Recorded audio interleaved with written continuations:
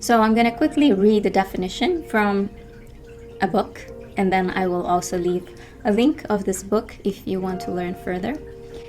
A tone argument is aimed at the tone of an argument instead of its factual or logical content in order to dismiss a person's argument. Ignoring the truth or falsity of a statement, a tone argument instead focuses on the emotion in which it is expressed. So, oftentimes, women are monitored by the tone that they speak. Most of the time, women are monitored by other women. I've noticed in a conversation with another mother who was letting us know how their daughter speaks very gently.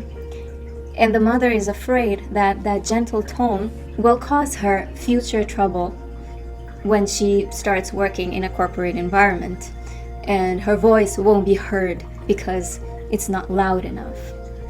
And in corporate environments, that has become the norm.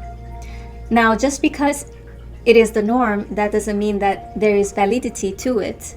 When you are a woman and you speak like a woman with a more feminine tone or gentle tone, you can be equally, if not more, persuasive to leaders, to all men. The truth is, when a woman feels safe within her environment or within herself, she allows herself to be a lot more gentle.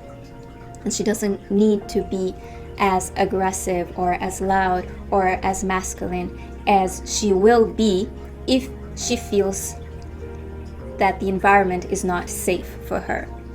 As an adult, a lot of women are doing and paying a lot of money to do courses where they can go back into that feminine nature, that feminine energy that all women possess. Ultimately, you want to keep the feminine energy and the masculine energy balanced. But there are times that you need the masculine more than the feminine, and there are environments where you can allow the feminine be higher than the masculine. This is not only for your own self-awareness, but this is also for all of us to become aware of how critical we can be of women that are a little more gentle and soft-spoken. And at the same time, how we can become judgmental equally when a woman shows more aggression and emotion in their tone.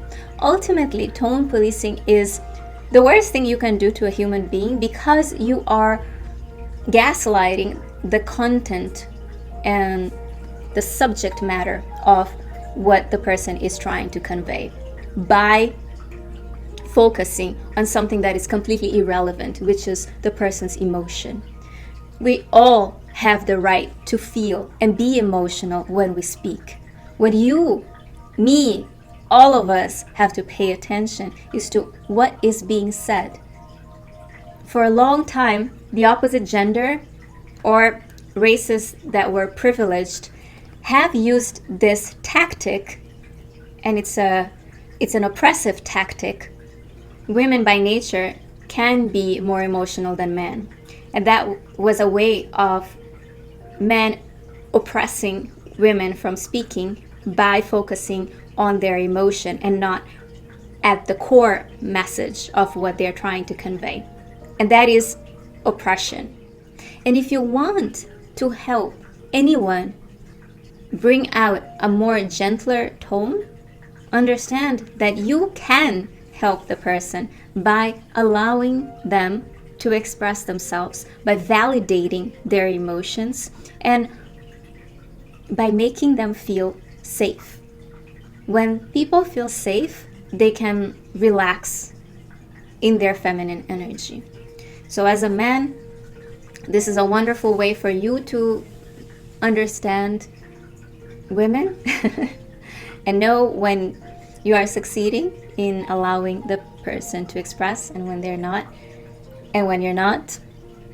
And women, we need to become a lot more less judgmental, beginning with ourselves and extending that outwardly to our daughters. It's really important that just because you are a loudspeaker, you don't correct your daughter who's a soft speaker to speak louder.